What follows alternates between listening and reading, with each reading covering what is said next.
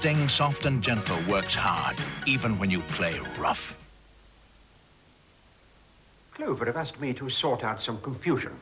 They think I'm good at that. Now, you might expect to find Clover wrapped like butter because it's churned with cream, but they've added vegetable oil, so it spreads from the fridge. So, what's the problem? They put it in a tub. You see, some people don't think things in tubs taste like butter. So to stop any confusion, Clover has a real buttery taste even though it's in a tub. I'm glad that's sorted out. Clover from Dairy Crest Foods. It's what butter lovers have been waiting for. Yes? I'd like something, Big, huge, ginormous? something different. Different taste, different box, different shop. No idea. Different. Exciting centres. Ah, Lion's made favourite centres. Peanut cluster. There's more. Mint crisp, toffee crumble, triple choc. A refreshing change. I'll take the box. Lion's made favourite centres.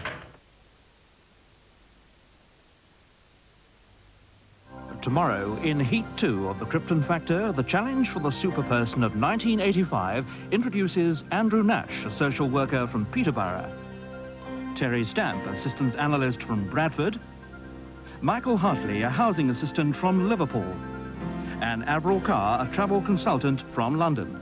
How will she fare against the physical demands of the assault course? And who will succeed in the tests of mental dexterity? Find out in the Krypton Factor tomorrow at 7 on ITV. And on ITV at the moment, Jimmy Tarbuck with Winner Takes All.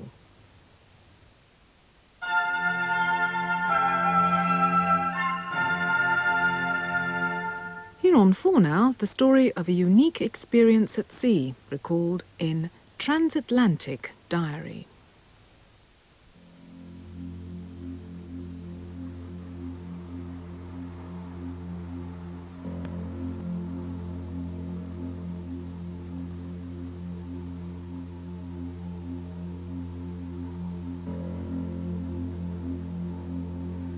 Like the ghosts of a bygone era, the world's square-rigged sailing vessels, known as the tall ships, never fail to stir the emotions and grip the imagination. Their hypnotic majesty is an echo of a time when the world was still very big and largely unexplored. Today, the tall ships congregate every 2 years to form the historic backdrop to a series of ocean races which challenge the courage and endurance of young people in sail training organizations from around the world.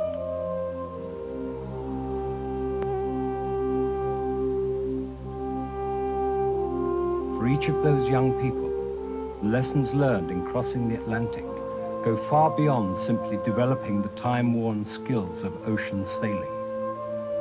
For each, it's a test not only of their ability to get on with each other in the face of adversity, but also of their ability to get on with themselves.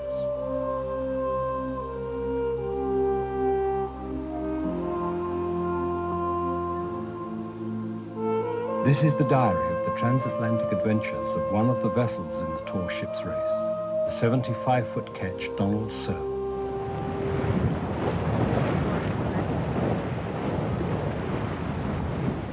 July 29, Robert Hurst. Dear Diary, well, we've done it. 3 hours ago, we crossed the finish line at the Transatlantic Tall Ships Race. And after 17 days at sea, boy, do I need a bath. Actually, we all do.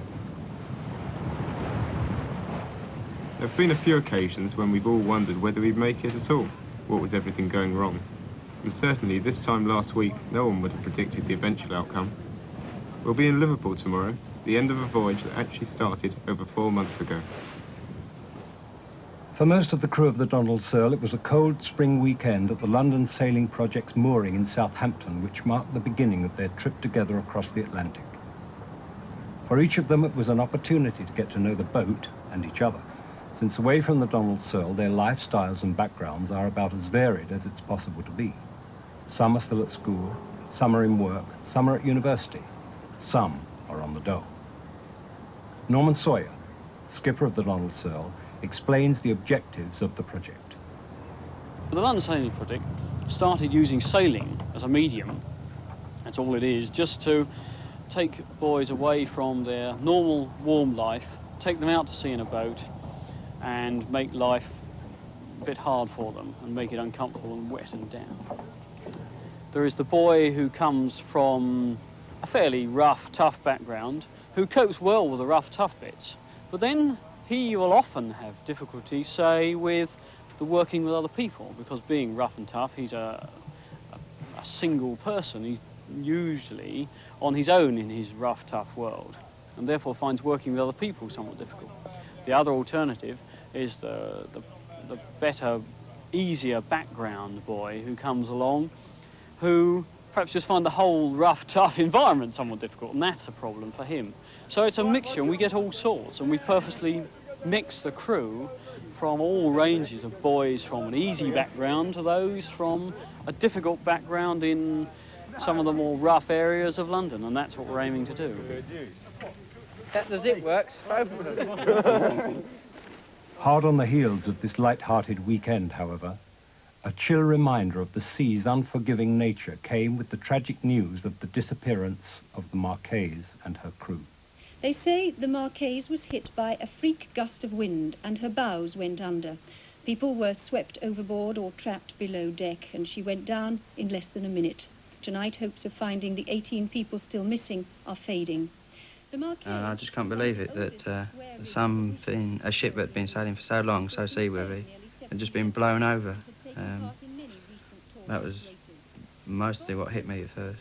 I think, as Philip says, it's just something you really don't think about. It may happen, but it doesn't happen that often. And I think it just acts as a reminder. It makes you that much more careful.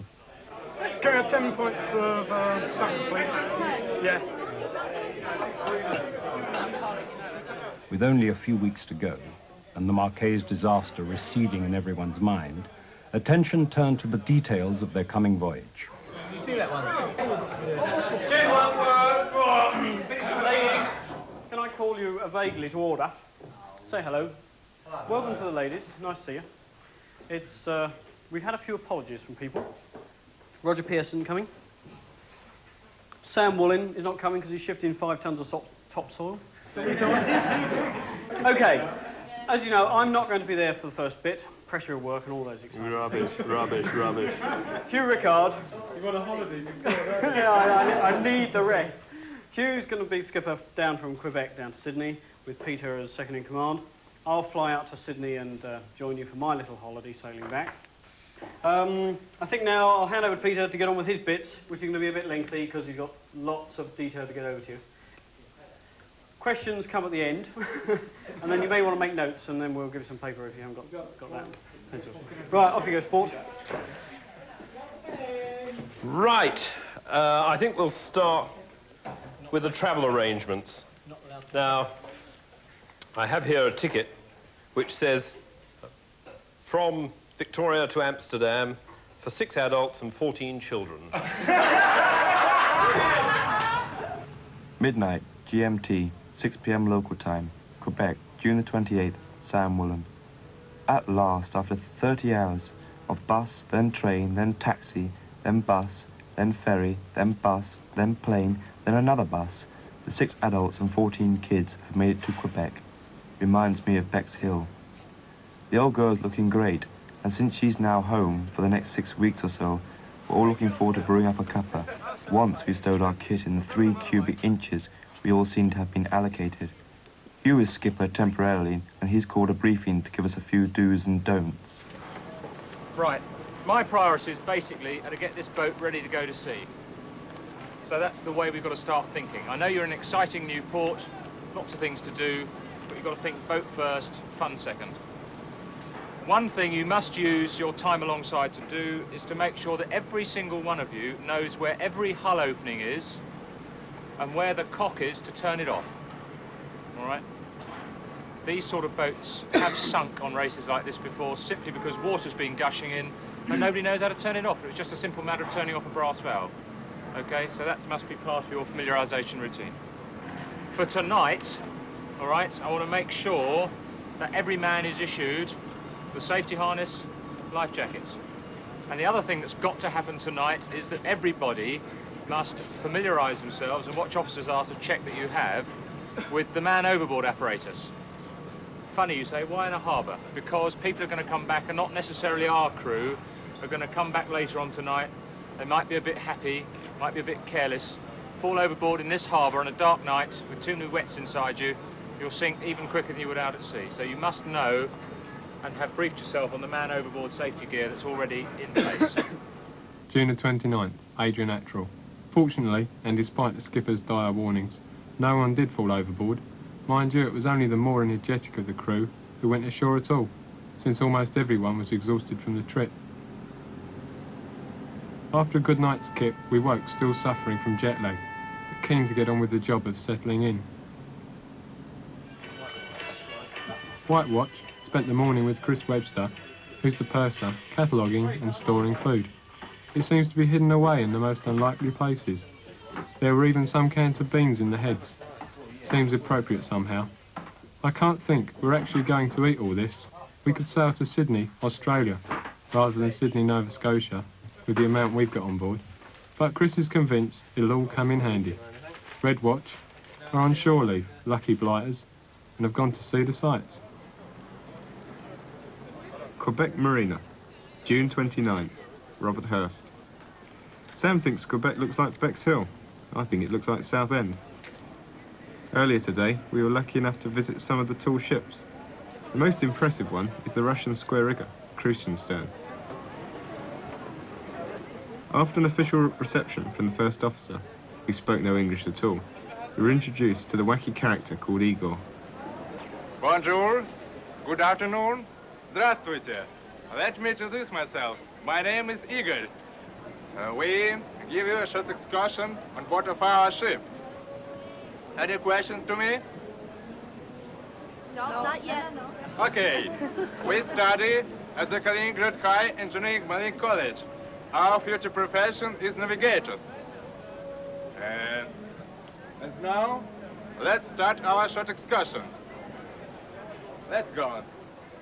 I think Igor, pronounced Digger, thought he was speaking English, and no one really had the heart to disillusion him.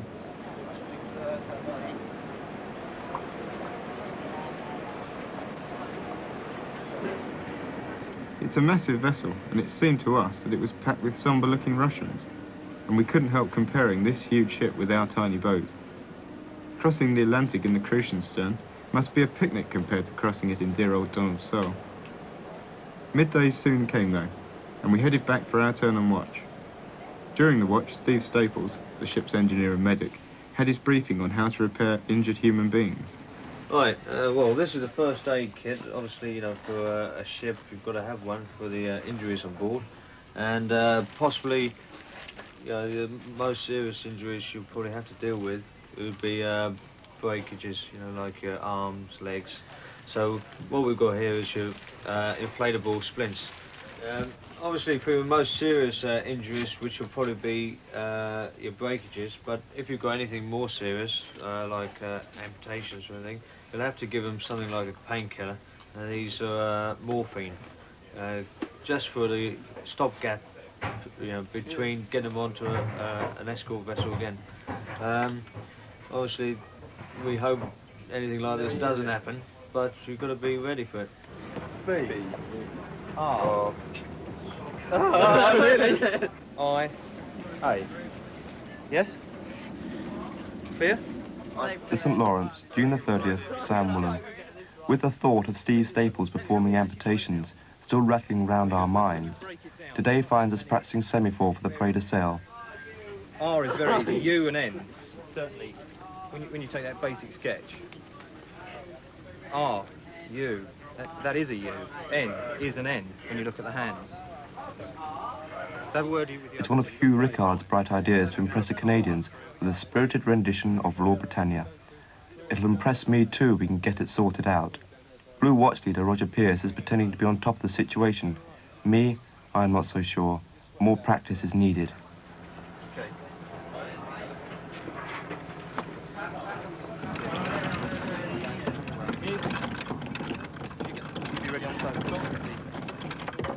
June 30th, Robert Hurst. We're all in our number ones and preparing the Searle for the parade. Not sure everyone understands this 7-4 idea, but I don't suppose anyone on shore in Quebec will know what we're doing anyway. Right, gentlemen, from now on in, all right, what matters is the impression the boat gives to the outside world. We start off with hoisting sails. When the command to hoist a sail is given, I want all those sails to go up like grease lightning simultaneously. All right, absolutely together. And after that, keep listening for my voice or the mate's voice and do everything you're asked to do like at the double rush, okay? Really got to switch on from now on. There'll be long periods of nothing happening and then suddenly frantic activity. So keep yourself mentally attuned to that. You get all that aft? Okay, you ready, Peter? Yes. Hoist sails!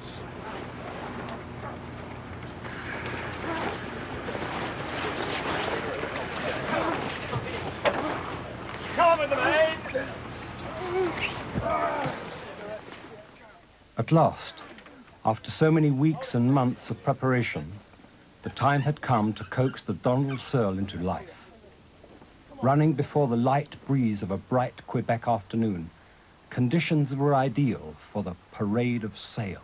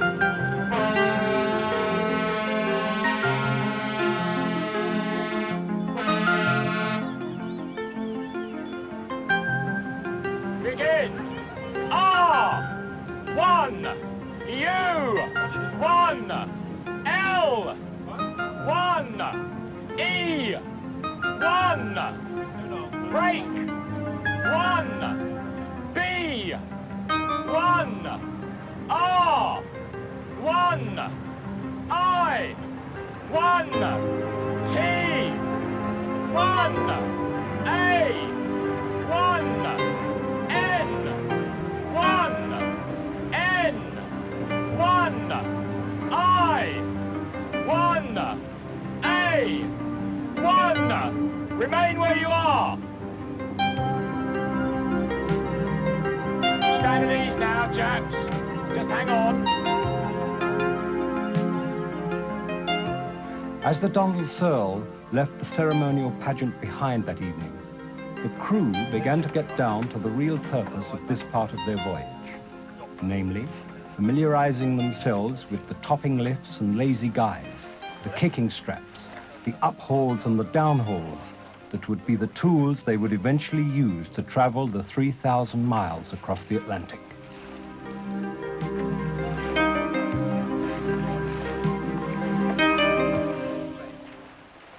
All right. Now get the blue off the end as well. St. Lawrence, July 1st, Adrian Natural. A new day has dawned. Since breakfast, we've been playing with the spinnaker, struggling to get it under control.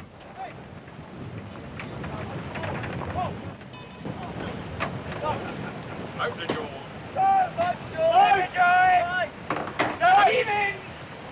Even on the roof.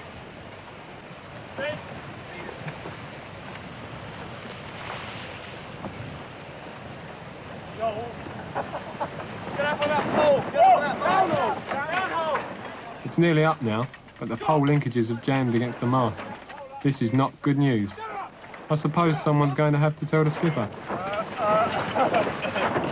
When we do tell him, and after all the trouble it's taken to get the bloody thing up, I have a horrible feeling we're going to have to take the whole shooting match down again. Jordan twisted. Fantastic. The whole what?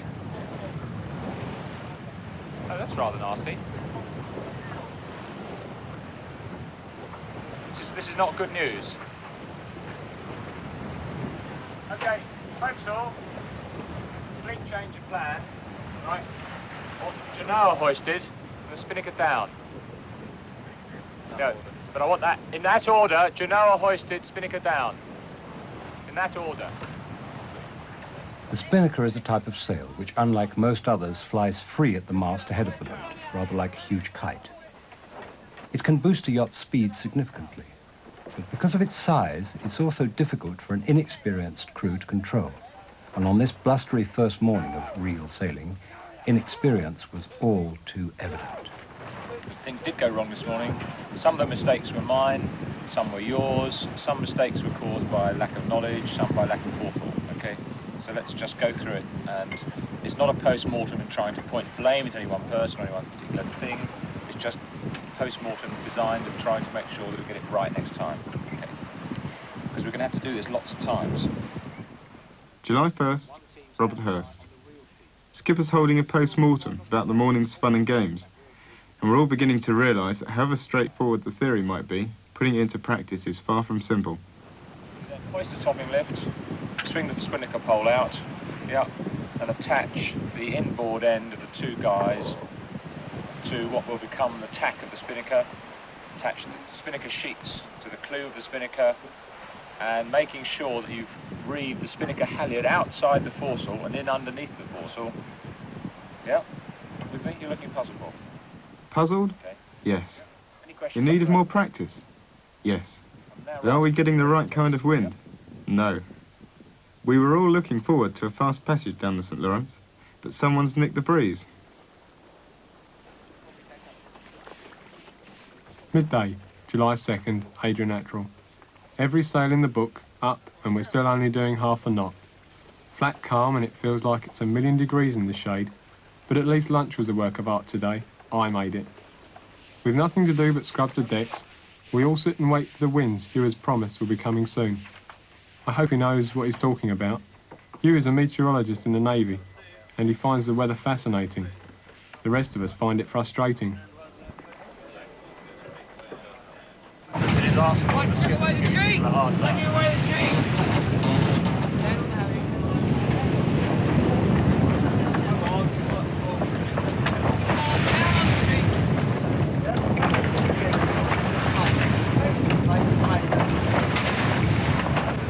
July 3rd, Gulf of St. Lawrence, Robert Hurst. Well, we asked for the wind, and here it is, gusting to a force 8 gale. The only problem is it's coming from the wrong direction, and so we're having to work hard tacking to get anywhere at all. Boats are rather jumpy in these conditions, and none of us is feeling particularly hungry. I think I'll give lunch a miss. Chris Webster, watch officer extraordinaire, is in charge of things up on the foredeck. He says he refuses to feel seasick. I wish it was that easy. I don't think there is anyone on this boat that now is under any illusions whatsoever about the magnitude of what we are about to undertake. We are about to sail 3,000 miles or so across an ocean. And we are not having a little jaunt down the Solent. We are going to be a self-contained unit by and large. And we have to manage by and large on our own. But at the end of it, even if it is the most miserable 3 weeks of our lives, you are going to look back, and when you get there, those boys are going to say, I've just sailed the Atlantic Ocean. And there are not that many people in the world that can say that. Hard port, half ahead. He's on hard port. 6th of July, Friday, Adrianatural. Approaching Sydney, Nova Scotia at 0300 hours. The place is absolutely deserted, and it's hard to imagine that it will be soon full of boats and people.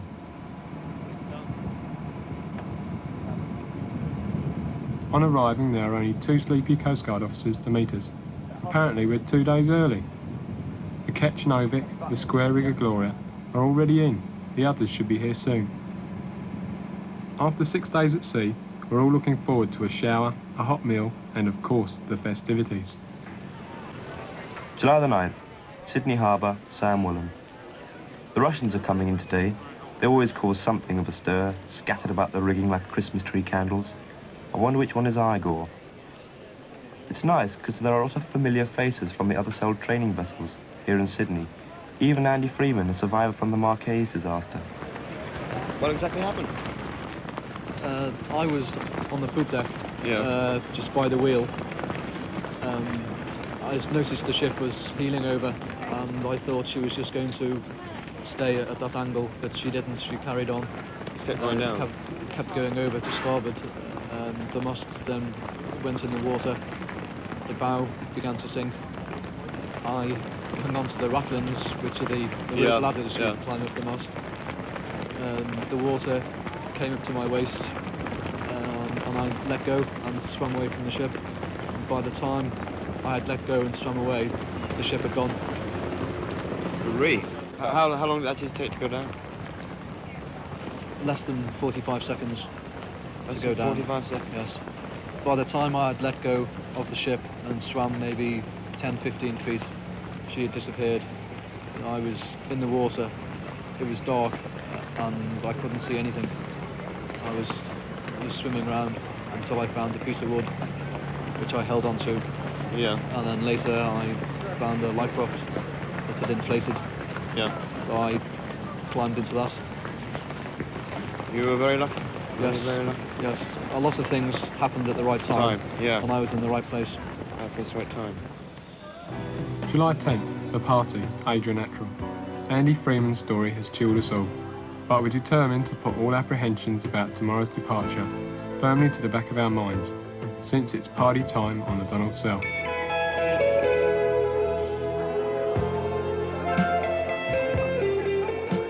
We've given out over 200 invites. I hope they don't all come or we'll sink. Everyone's having a good time, although true to form it rained a few hours before. But no one seems to mind. The lager is incredibly fizzy but drinkable. There'll be a few sore heads in the morning.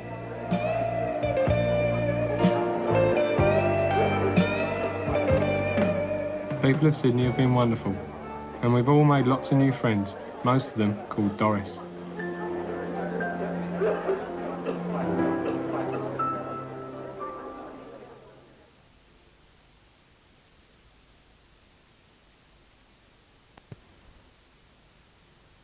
This is Morwellham Quay. Enjoy the bustling boom years of a Victorian river port, brought so vividly back to life. A full day out with something for all the family. Like the train ride underground, deep into the copper mine. An experience of a lifetime, whatever the weather. Enjoy the splendor of Morwellham Quay, only 2 miles from Tavistock. Thank you, Robin. Hello, Pinky. Hello, Inspector. George, pint of Toby for the Inspector, please. You drinking Toby? I mean, that's an honest point. Good character, good taste, and good value. Is that it? Trying to make out we haven't got it stashed away somewhere, are we? No, Inspector. Haven't you heard? I'm going straight. Shut up. Cheers. Trust Toby. Good, honest bitter.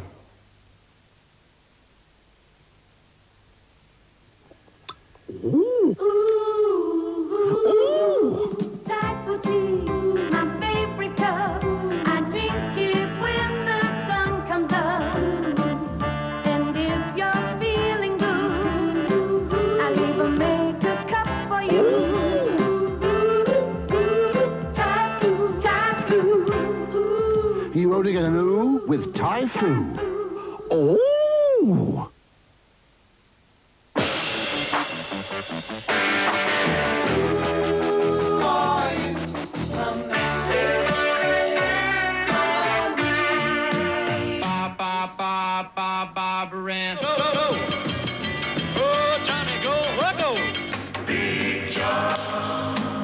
You better come home, Speedy Gonzales.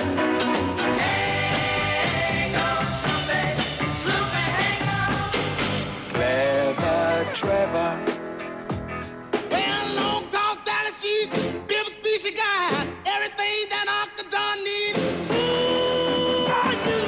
The all-new 105. What's yours called?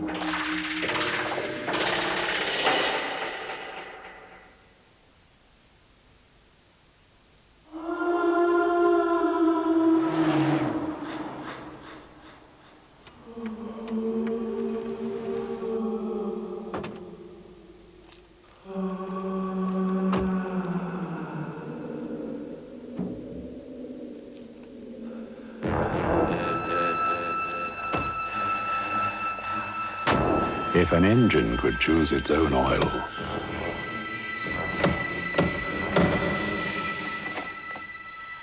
it couldn't choose a better oil than Duckham's Hypergrade. The engine's choice.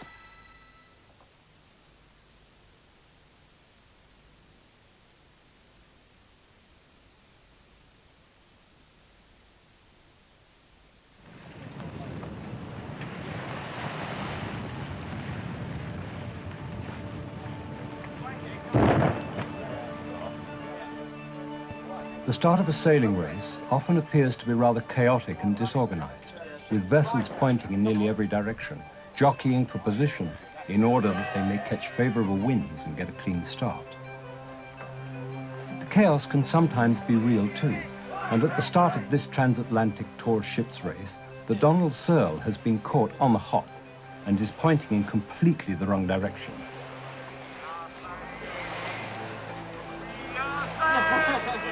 While other rival boats are at pains to point this out to the crew of the Donald Searle, she's faced with the frustrating prospect of having to sail for a second time round the Coast Guard vessel Nicola before they can officially be considered to have started.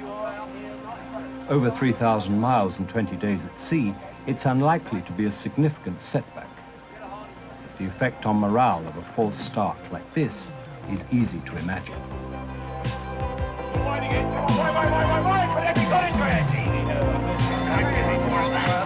Come on, Trevor!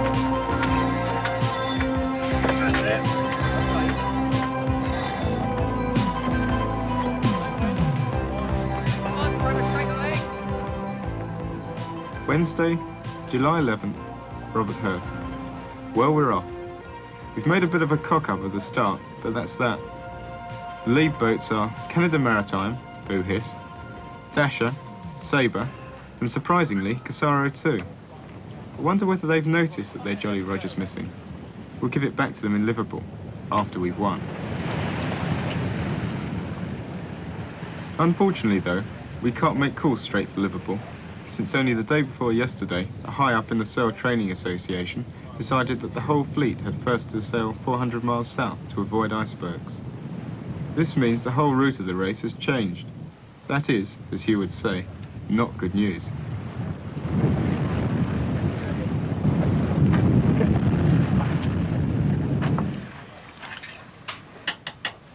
July 12th, Chris Travis. Today I'm mum, and I'm not feeling too good. Imagine cooking for 21 hungry people in a kitchen the size of a cupboard, which is pitching around at anything up to 45 degrees from the vertical. And if you're feeling a bit off colour, well, it isn't easy. But that's what you have to do if you're mum.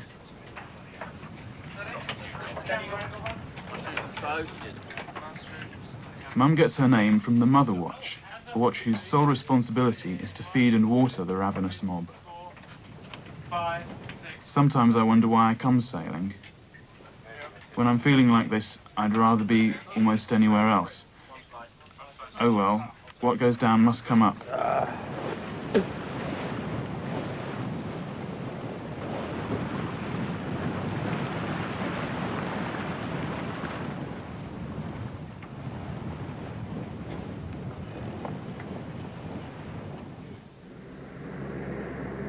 Dawn on the third day. After 200 miles of sailing at slightly different speeds and on fractionally differing courses, all of the other vessels in the Tor ship's fleet are now completely out of sight of each other. Only the watchful presence of the Canadian Air Force, which has been monitoring their progress and checking for icebergs, reminds the crew of the Donald Searle that a world still exists beyond the horizon and is still interested in their welfare. It was to be their last contact with humanity before reaching the Coast Guard vessel Jackman. Drifting, apparently in the middle of nowhere, the Jackman represented the southernmost boundary of the iceberg hazard. But getting to that vital turning point proved to be a hard slog against 4 days of unrelenting headwinds.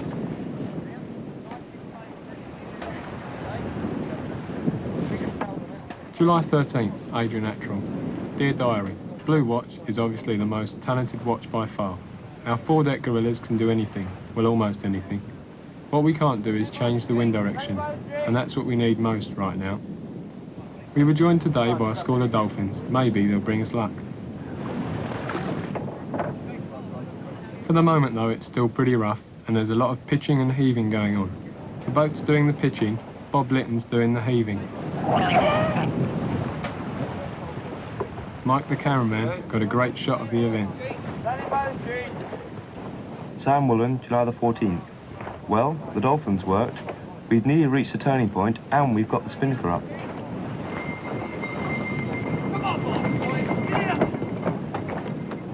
The routine continues like a well-oiled blancmange, but still no sign of icebergs. Beginning to think it was all a hoax. Peter Cox is fixing our position and says the Jackman should be in sight by this afternoon.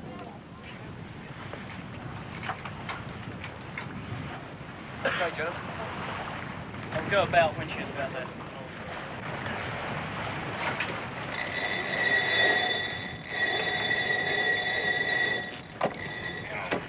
Okay, come on, let's go. Why don't you ready?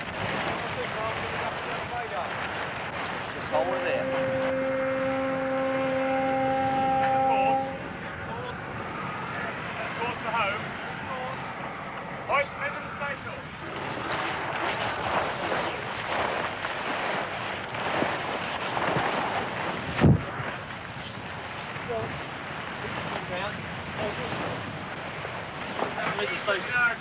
Did you know our touch? We were 5th around the mark. Correct. With Canada Maritime leading, Corsaro 2 seconds, Dasher 3rd, Sabre 4th, we were 5th. We are approximately 9 hours astern of Canada Maritime, and I think we've done quite well. We are not a windward going boat, and we have managed to stay within 9 hours of leaders. Good effort on your part. You've done the work, not me. This is our winning leg now. We've got 2,100 miles to sort it out. You've done the hard bit. This should be the easy bit. Any questions? How far are we behind Corsaro 2? About 5 hours. About an hour behind Sabre. About an hour behind Sabre. So we're within catching distance? We are within catching distance, all of those. We've got 2,000 miles sorted out. July 16th, Robert Hurst. We're in sight of Sabre and overhauling her fast. Catastrophe struck this morning though. The heads got blocked. Steve Staples, Sam and Peter Cox are trying to sort it out. Hope for all their sakes they can. What's the problem here, Peter? Shiphouse pipe is blocked. Basically, somebody stuffed too much paper down and not enough liquid. And this is the sort of problem it causes on boats. It's actually, although everybody's laughing about it, it's in fact quite a serious problem, as you can imagine. Ready? 20 odd people on. One more. Watch your back. Watch your back? Yeah. July 17th, Adrian. Yesterday it was the heads, today it was a jammed mainsail halyard block. Yours truly went 80 feet up the mast to unjam it. It's a precarious business, this bosun's chair lock. You really have to rely on the other foredeck gorillas who are hoisting you aloft. It's also very difficult to control when the boat's pitching and rolling, but we cracked it eventually. Blue Watch did it again.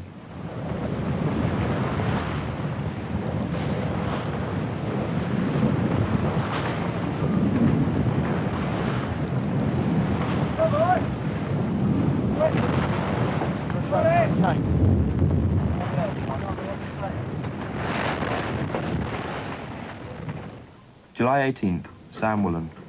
Yet another hiccup in the smooth running of the race. Today the donk, as in donkey generator, has packed up. This is serious since it powers the lights, navigation equipment and the radio. Ship surgeon Staples pronounced the condition acute. Stem comes through it. That fits over there.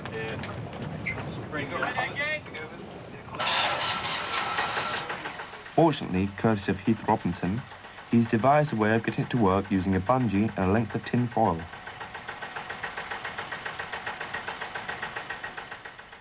Progress over the next 6 days was slow, and the Donald Searle continued to be dogged by problems. Most of them were only mildly irritating, but one of them was potentially devastating. It seemed that the freshwater tank had sprung a leak, and they were still 1,600 miles from home. 9, 10, 11.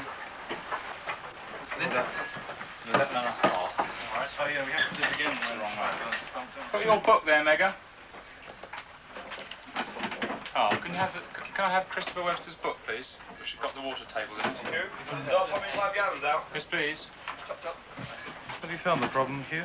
Chris, well, at the moment we have the trouble that we have checked all the water pipes from the tank, and we have been calculating very carefully the amount of water we've used in the last 24 hours, and that came to just over 5 gallons. But in the depths of the tank between yesterday and today, we actually show we've used 5 gallons more, so probably about 10 gallons. The conclusion we've therefore come to, having checked all the leakages and checked all the linkages in the pipes and the joints that we can reach, is that we're actually losing water from the tank. Either there's a crack in the tank, or there's a weld split, or there's corrosion which has caused seepage.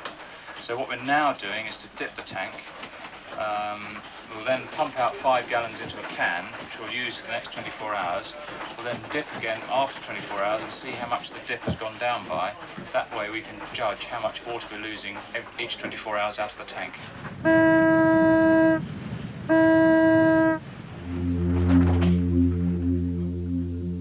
And as if that worry weren't enough, the next day brought a flat calm and fog. Beset by a faulty radio, a rapidly diminishing gas supply, and the sinister suspicion of a freshwater leak, being becalmed in a mid-Atlantic fog bank was quite literally the last thing the skipper and crew needed.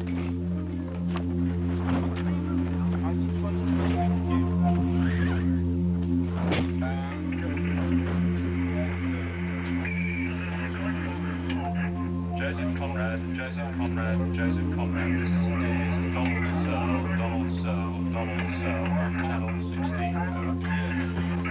Joseph Conrad, Joseph Conrad, Joseph Conrad. This is Donald Searle, Donald Searle, Donald Searle. July 21st. Becalmed in the middle of nowhere, Adrian. The highlight of today is washing in freezing cold seawater. Whoopee.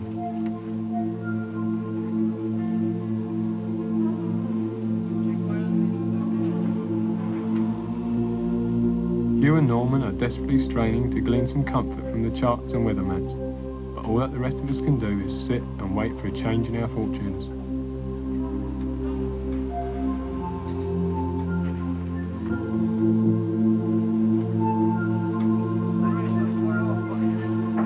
I think it's been more of a challenge in these latter winds than the storm. Alright, we would have been in port now. We would have been probably nearing Holyhead had it gone to original plans. But then we'd all have plenty of fresh water and all the rest of it, and plenty of food. And now it's down to the crux of the matter, making the food and the water last and keeping the boat sailing all at the same time. So in that case it's quite an adventure. Before I think it was just been a crossing of the Atlantic. But now you're getting near survival.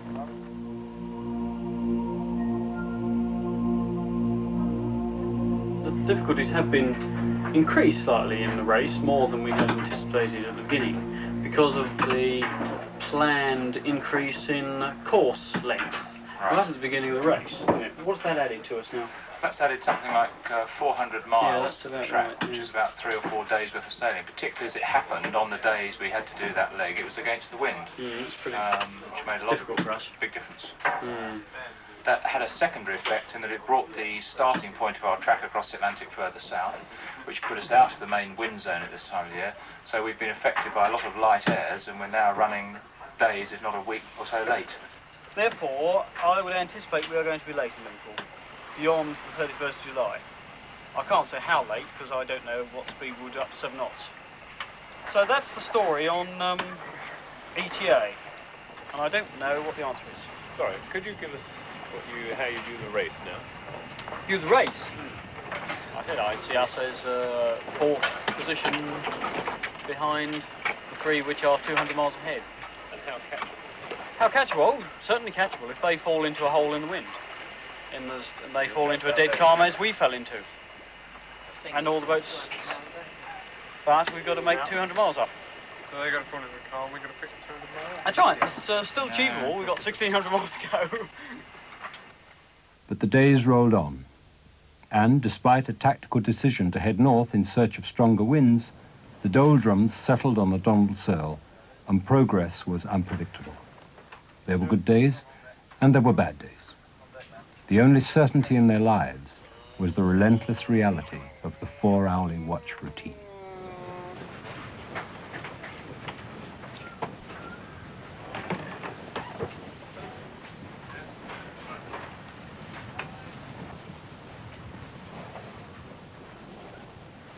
July 25th. I think it's Wednesday. Robert Hurst. At about 1100 hours, a terrifying twang reverberated through the ship. Port spinnaker halyard had gone. Someone had to go up the mast and fix it. Sam was volunteered. As Sam went up, the swell of the sea increased dramatically, and a violent pitch threw him bodily into the mast. We could only look on helplessly as this happened again and again. Each time we heard him cry out, and then he became unconscious.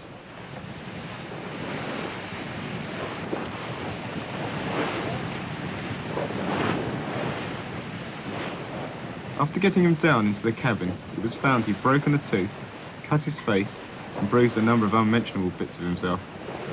He's a bit dazed, but thank heavens it's not serious. Makes you think though, even in these light winds, we're all being extra careful. Hugh is now confident, incidentally, that heading north is going to pay off. The winds will definitely come from that way, he says. Let's hope so.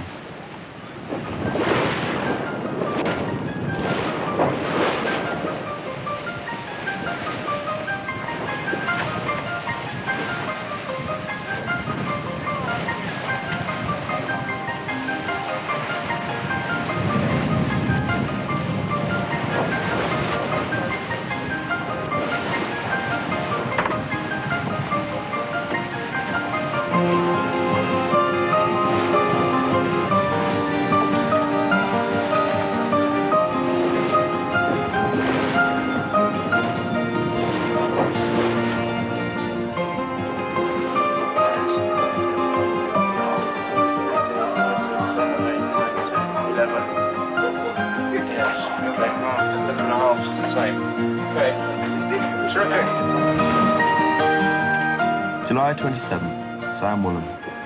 This is more like it. We aren't leaking fresh water after all. The dolphins have come back. My broken tooth isn't hurting so much.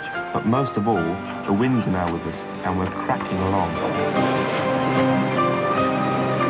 At this late stage, we just might make up some of that lost time. Hooray for the meteorologists.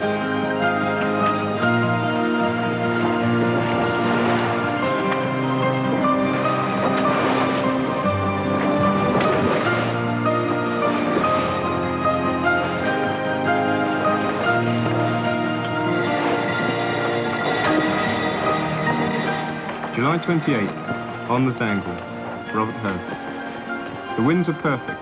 We've got a full set of sails up, and we're really stomping along.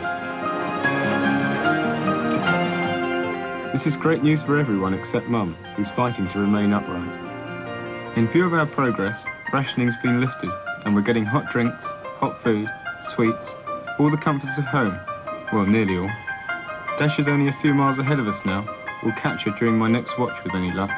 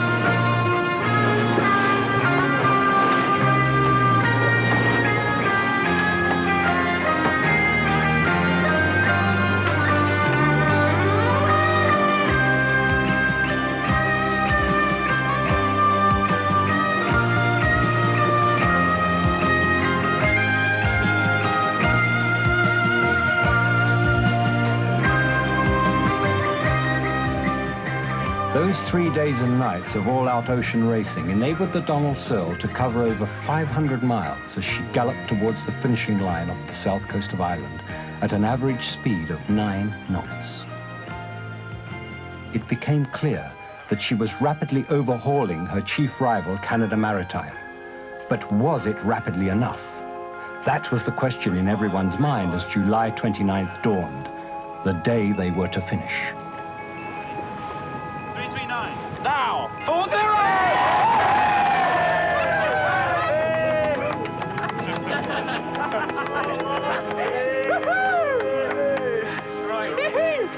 Right, let's have a 040, please. Let's 3 cheers for the skipper and the mate.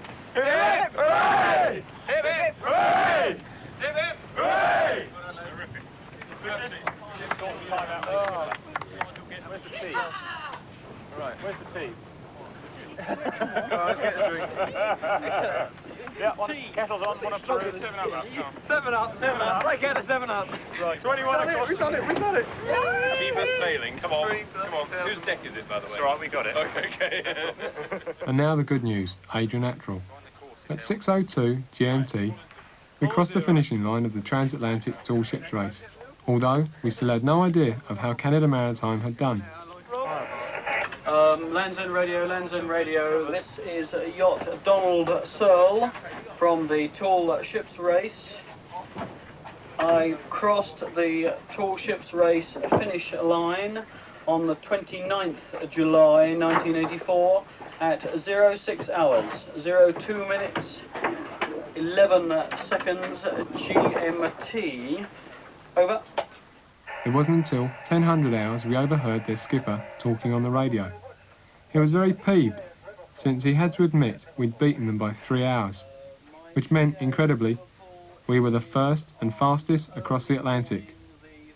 The crew can't wait to get to Liverpool now, a bath, a pint and the festivities.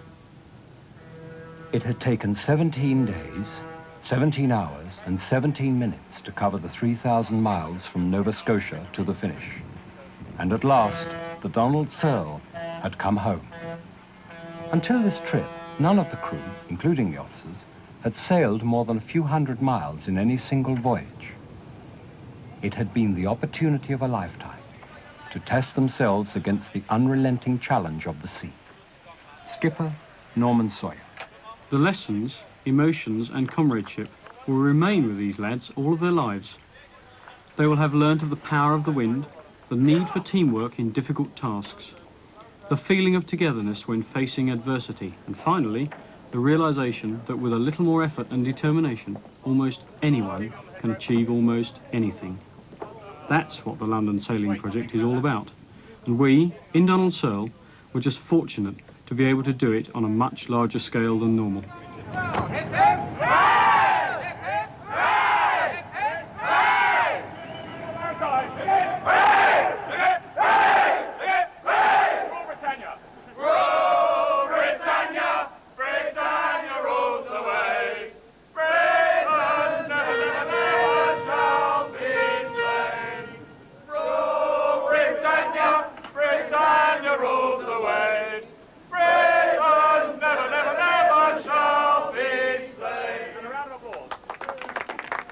In the 1984 International Sail Training Race across the Atlantic, the first to finish, Donald Searle.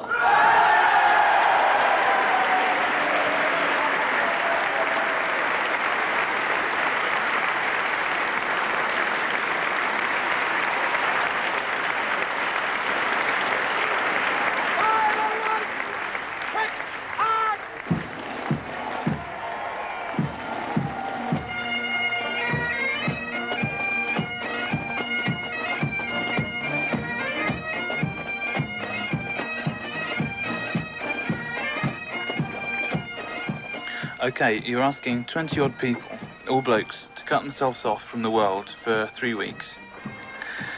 And they've got to live on what food they can take with them, and they can consume 2 pints of fresh water a day, no more.